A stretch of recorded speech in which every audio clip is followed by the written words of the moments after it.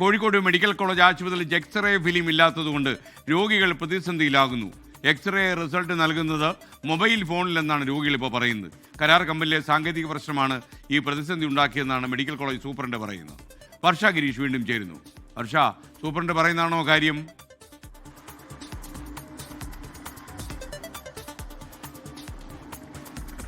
SKN, good morning. ഇതെന്താണെന്ന് വെച്ചാൽ നമ്മൾ കോഴിക്കോട് മെഡിക്കൽ കോളേജ് എന്ന് പറയുമ്പോൾ ഏറ്റവും പ്രധാനപ്പെട്ട ആശുപത്രിയാണ്. ഒരുപാട് ആളുകൾ രോഗികൾ എത്തുന്ന ആശുപത്രിയാണ്. അവിടെ ഇത്തരം ഒരു പ്രതിസന്ധി ഉണ്ടാകുമ്പോൾ അത് വലിയ രീതിയിൽ തന്നെ രോഗികളെ ബാധിക്കുമെന്നുള്ള കാര്യം തന്നെയാണ് ഇവിടെ നമുക്ക് പറയാനുള്ളത്. എക്സ്റേ ഫിലിം ഇല്ല എന്നുള്ള കാര്യമാണ് ഇപ്പോൾ പുറത്തു വരുന്നത്. അതോടുകൂടി രോഗികൾ വലിയ പ്രതിസന്ധിയിലായിരിക്കുകയാണ്.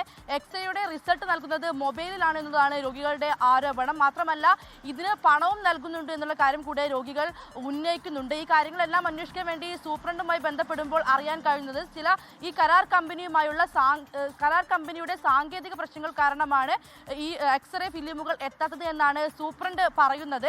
ഈ കമ്പനി 500 പാക്കറ്റുകൾ നൽകാനുണ്ട്, പക്ഷേ അത് പ്രതിസന്ധിയിൽ നിൽക്കുകയാണ്.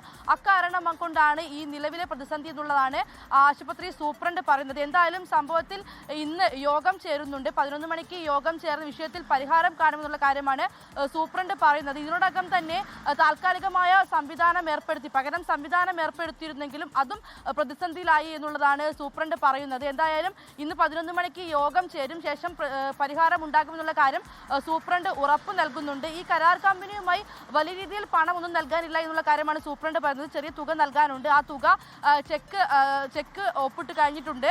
എന്തായാലും അതല്ല കാരണം ഈ സാങ്കേതിക പ്രതിസന്ധിയാണെന്നുള്ളതാണ് എന്തായാലും സൂപ്രണ്ട് പറയുന്നത്. പക്ഷേ രോഗികളെല്ലാം ഈ ദിവസങ്ങളായി വലിയ പ്രതിസന്ധിയിൽ തുടരുകയാണ്. SKN.